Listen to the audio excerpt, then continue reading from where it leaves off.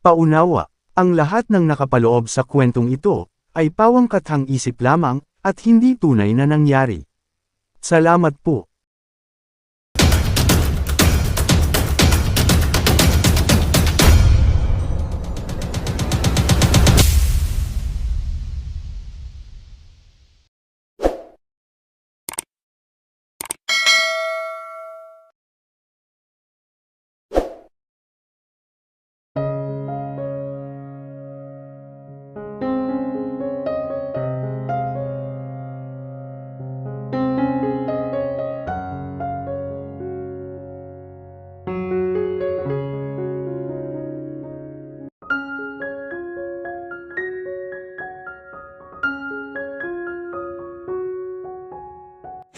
Naabutan ni Isabela ang kanyang ina sa dining area at nag-aalmusala. Kasama si Ate Bibiana, naghihigab na lumapit siya sa mga ito. Madaling araw na ako nakauwi, sabi niya. Saka umupo sa silyang katapat ng mami niya. Namalayan ko nga, anin ni Ate Bibiana sa tabi niya. Wala ka bang ibang mahahanap ng trabaho, anak?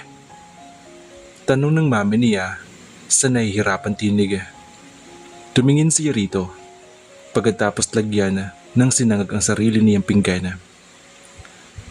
Her mother almost lost all of her hair. Epekto iyon ng gamot sa chemotherapy nito. Malaki rin ang ibinawas ng timbang nito. Nanlalalim ang mga mata nito. Pero nakikitaan na kagustuhang gumaling sa sakit. Doon siya humuhugot ng lakas para lalo magsikap sa trabaho. Mas okay ang kita, mami. Alam mo naman yun, di ba? At saka wala akong degree. Ano ang credential ko? Tugon niya. Hindi na umimik ang mami niya. Mami, may schedule ka ngayon sa doktor, ha? Don't try to skip it. Paalala niya rito. Napansin kasi niya ng mga nagdaang araw ay panay ang pagdadahilan nito para hindi pumunta sa check-up nito. Okay.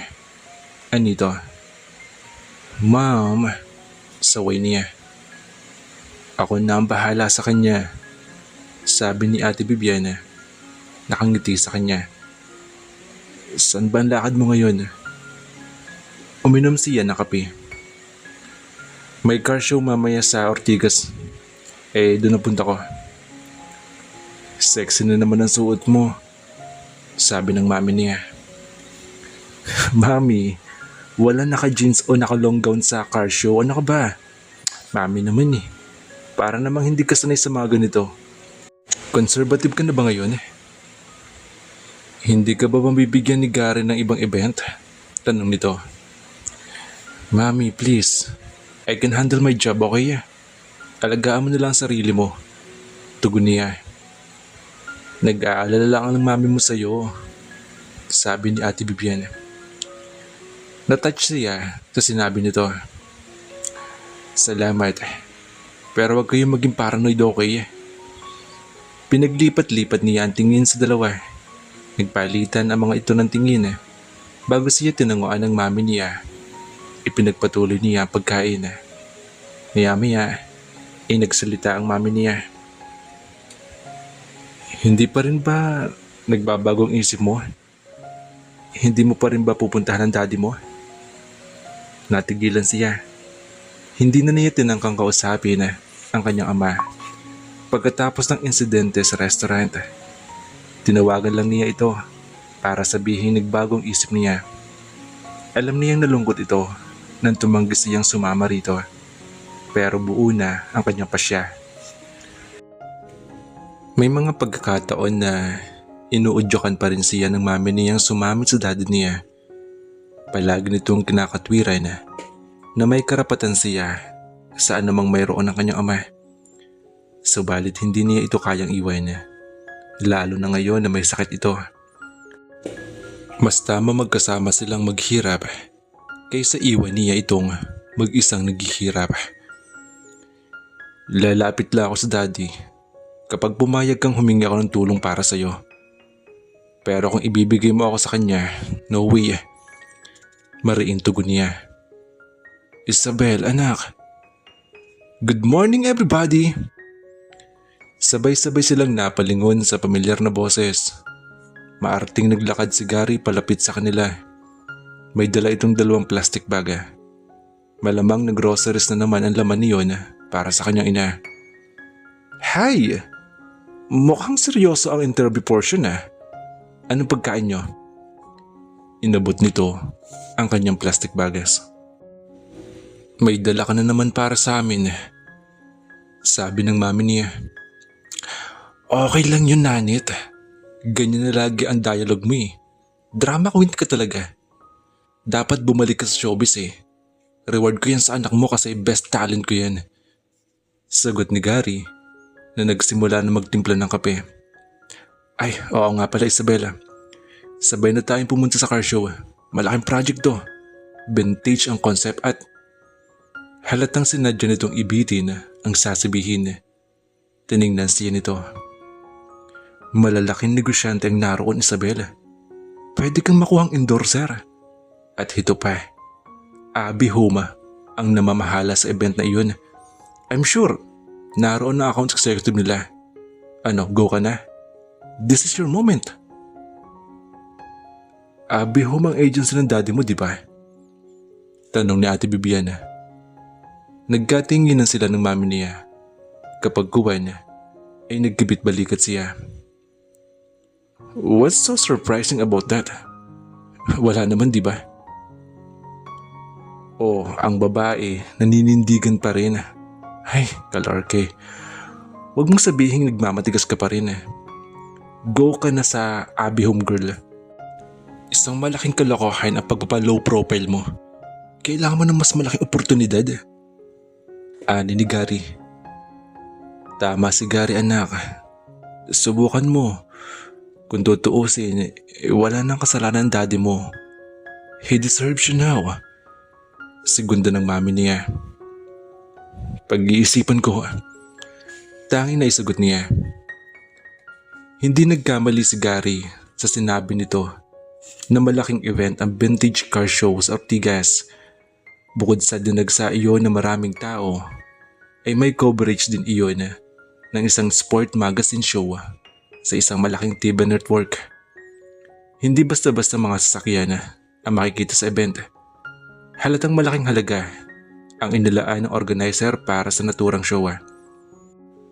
Suot ng 50s inspired outfit na pink poodle skirt at puting mahabang medyas na sinamahan ng roller skates ay magsisilbing waitress si Isabela sa naturang event. Hawak niya ang isang silver tray kung saan ilalagay ang mga pagkain na isisilbi sa mga guests. Ready? Tanong sa kanya ni Bernadette. Pareho sila ng suot na damit. As always, nakangiting sagot niya. Mahigpit na bilin sa kanila ni Gary ang pagngiti sa lahat ng gig na pupuntahan nila. Sayang, sabi nito. Bakit? Aniyang hindi tumitingin dito. Dapat kasi silang maging alerto, lalo na't anumang oras ay tatawagin sila ng head coordinator. Hindi ako malalasing dito Natawa siya. Burns talagang oo. You really like getting drunk, do you? Sabi niya. Masaya tugon nito. Maya-maya, sinanyasan sila ng coordinator. Ako na, sabi niya kay Bernadette. Dahan-dahan siya nag-skate palapit sa coordinator. Car 14, drinks lang, sabi nito. Tumalima siya sa food area. Nagpalagay siya sa attendant ng 2 soda sa tray.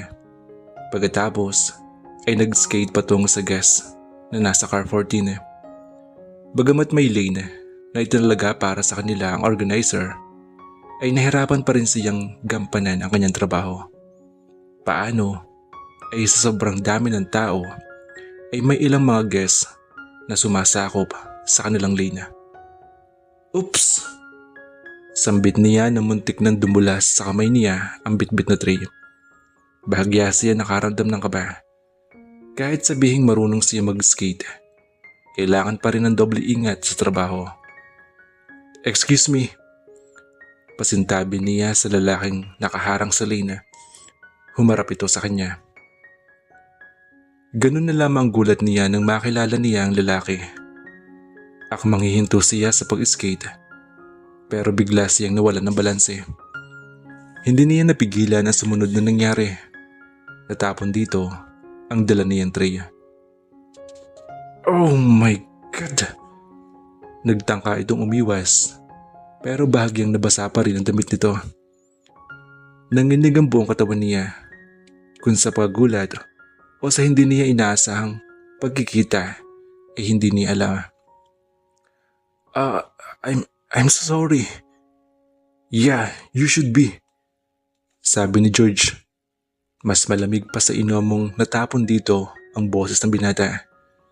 Nag-iwas ito ng tingin, saka ibinala ang sarili sa pagpupunas ng panyo sa nabasang damit. Ilang sandali siya nakatulala lang dito.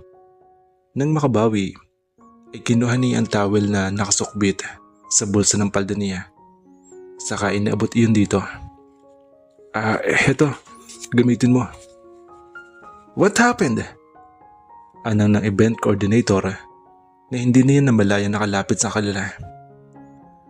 "Wala ito, Andrea," sagot ni George. "Sure?" Paniniguro ni Andrea.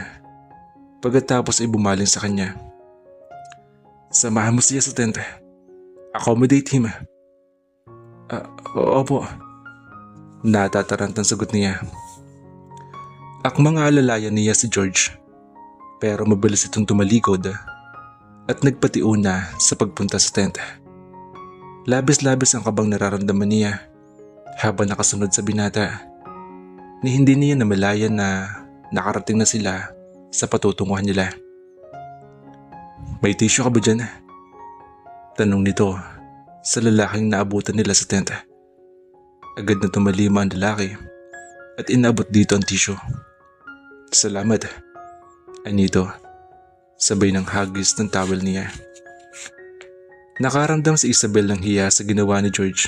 Gayunman, ay pinilit niya ang sariling lapitan nito. "I'm sorry, hindi ko naman sinasadya. Medyo marami kasing tao." Sa bawat bigkas niya ng salita, ay tila lalong bumibilis ang tibok ng puso niya. "Hindi na excuse. Dapat alam mo ang ginagawa mo. Unless, kung saan ka lang hinugot ng coordinator kaya hindi mo alam." Nagulat siya sa sinabi nito. George had changed a lot. Mula sa hairstyle nito hanggang sa pananalita. Kung dati ay malumanay at maaliwalas ang aura nito. Pero ngayon, nag-iba na. Nag-iba na para bang ibang tao ang kaharap niya. But he still looked gorgeous. Lalo na dagdagan ang kagwapuhan nito dahil gumanda ang quotes nito. Mas kuminis ang morenong balat nito. Parang bigla siyang nanliit sa harap nito. Bumuga siya ng hangin. "Alam ko kasalanan ko. Pasensya na talaga. Hindi na tumaulit sa ibang guest." "I'm not a guest." Masungit na tugon nito. Saka siya pinukol na kakaibang tingin. And cut her into pieces. Hindi siya sigurado pero nabakas niya ang galit at pagkamuhi sa mga mata nito. "Hindi kita maintindihan. Don't talk to me like that." Putol nito sa kanyang sasabihin. "Magpasalamat ka at hindi isa sa mga guests ang nadisgrasya mo. And I don't care kung bakit ka narito. But this is our campaign. Ayusin mo ang trabaho mo. Huwag mong tratuhin isang gimmick sa bar ang ginagawa mo. You're not having fun. Binabayaran ka dito." "Alam ko," naisagot na lang niya. Hindi nakaligtas sa paningin niya ang tingin na ipinukol sa kanya ng lalaking naabutan nila sa tent. Nagbaba siya ng tingin. "George, oh, Naangat siya ng tingin sa babaeng pumasok sa tente. Ganun na lamang ang gulat niya nang makilala ito. She was the beautiful lady she saw in the restroom 6 years ago. Nakasuot ito ng lavender mini dress at tila matutunaw ang sino mang lalapit dito dahil sa kagandahan nito. Tila nagulat din ito na makita siya. Sa tingin ko nakita ko ng kapatid mo, sabi ni George. Bumaling siya rito pero gumanti ito ng matalim na tingin. Pinalis ni Isabel ang kerot sa kanyang dibdib bago muling tumingin sa babae. Paramdam niya ay mamawalan siya ng malay ng mga oras na iyon. She couldn't take it. Nasa harap niya ngayon ang dalawang taong mahalaga ang parte sa buhay niya. Idagdag pa na tila magkakilala ang mga ito. Her heart felt like jumping out of her chest. Bigla ay parang gusto niyang tumakbo palayo sa mga ito. Isabela? Pangilala sa kanya ng babae. Lumapit ito sa kanya. Hindi niya alam pero mas nabakas ang kasiyahan sa mga mata nito. Sa gulat niya ay niyakap siya nito. Ay Margaret, ako ang kapatid mo. Bigla ay parang nanigas siya. Hindi niya alam kung ilalayo niya ang sarili o gaganti ng yakap dito. Masyado siya nagugulat sa mga nangyayari. Parang hindi kayang i-absorb ng isip niya ang sitwasyon niya. Lumingon siya kay George, pero blanco ang ekspresyon sa mukha nito. Ang taong kahit papaano ay inasahan niyang makakatulong sa kanya ng mga sandaling iyon ay tila galit sa kanya.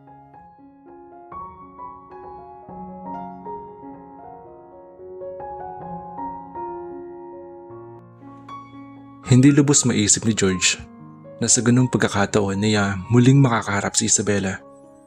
Ang plano niya ay hahanapin niya ang address nito at papupuntahin doon si Margaret. Bagamat siyang inatasan ng Ninong Alexander na maghanap kay Isabela, ay iniiwasan niya makita ito. Ayaw niya itong makausap.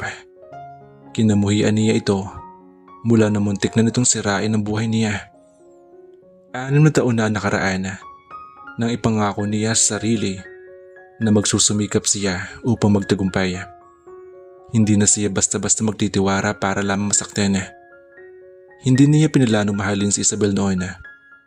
Alam ng Diyos kung gaano niya pinigil ang damdamin niya para sa dalaga. Pero nanaig pa rin iyon. Nahulog siya sa bitag nito. Parang sinampal ng katotohanang pinagluran lang siya nito. Hindi niya mapapatawad si Isabela sa ginawa nitong kapangasan. Ngayon, nasa kanya na ang tagumpay na pinangarap niya ay hindi na siya kailanman masasaktan ng dalaga.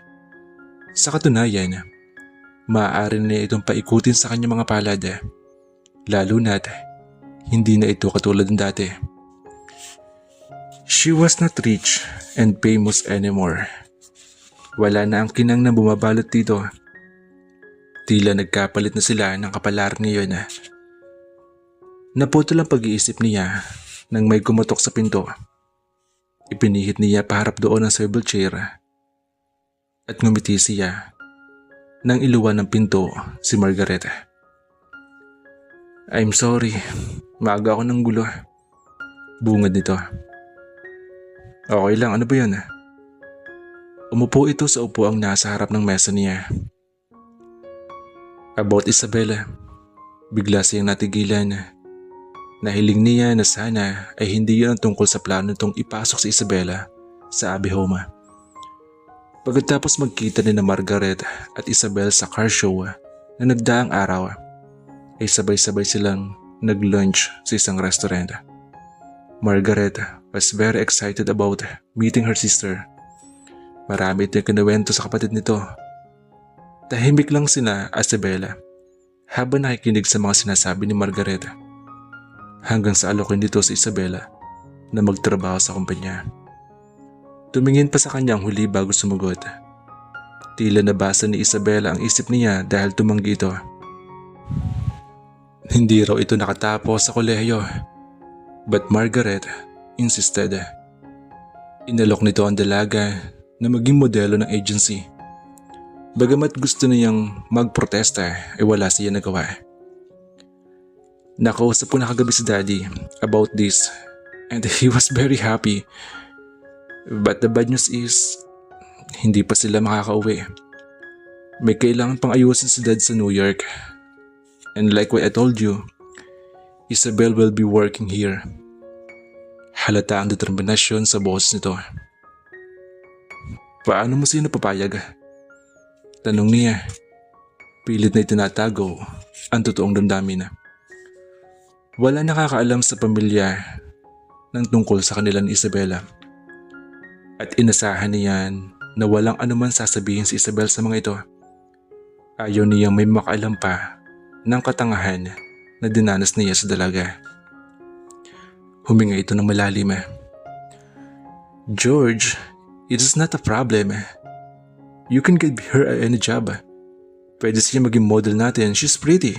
She will definitely be working here. Bumugas siya ng hangin. Alright. Ipapatawag ko po siya bukas. Sumandal ito sa upuan.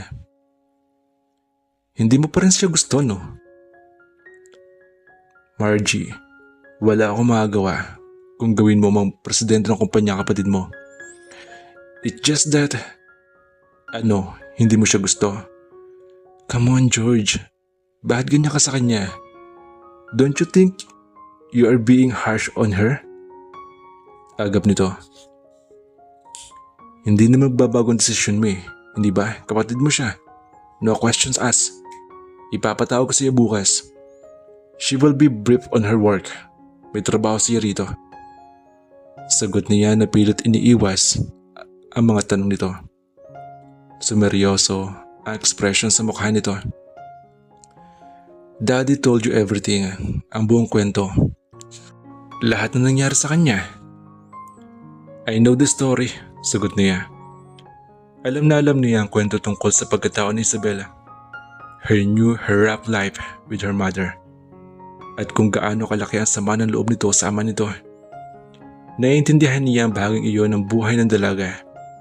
Ang hindi niya kayang tanggapin ay ang maging parte ulito ng buhay niya. Ginamit siya nito noon pa para takasan ang magulo nitong buhay. She never loved him. Napakatangal lamang siya. Bakit pakiramdam ko ay may kailangan kang sabihin sa akin? Nagdududang sabi ni Margaret. Mataman ito nakatingin sa kanya. Base sa nakikita niya sa mga mata nito, ay mukhang hindi siya nito titigilan hanggat wala siyang sinasabi rito. Ano bang sinasabi mo? Pagmaang-maangan niya. I did a little research, Anito. Naghintay siya, sasabihin pa nito. You and Isabel went to the same university. Umakto siyang baliwala sa kanya sinabi nito. And so? And so? Hindi mo malang sinabi sa akin. Pangastigo nito. Tumawa siya. Sa tingin ko hindi ko na kailangan yun. Nagkataon lang siguro. George, ano ang nalalaman mo ha? Tanong uli ni Margareta. Napangiwi siya at nauguluhan. Tungkol saan? Oh, come on George. Tumayo ito. Saka itinukod ang mga kamay sa mesa niya. You know what I mean. Kilala mo ang kapatid ko kahit noon pa. My sister's not nobody. Iisang school na pinanggalingan nyo. At sigurado akong kilala mo ang mami niya. Nararamdaman ko may dahilan kung bakit nagkakaganya ka ngayon eh. I know. I just know. At kailangan mo sabihin sa akin ang totoo. Kung hindi, magagalit ako sa iyo. Ano ang meron sa pagitan niyo ni Isabel ha?